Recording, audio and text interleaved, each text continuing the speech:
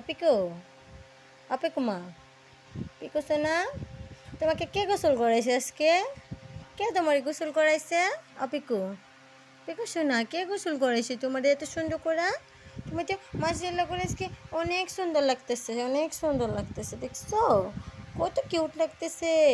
কে গোসল করাইছে তোমারে?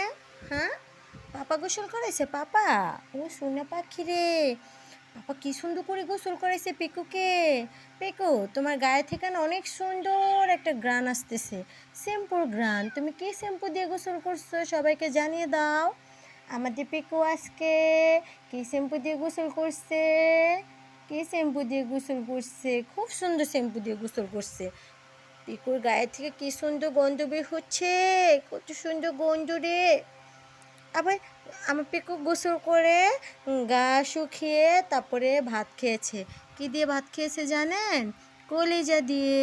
আমার পিকু কলিজা দিয়ে ভাত খেতে খুব পছন্দ করে, তাই না পিকু?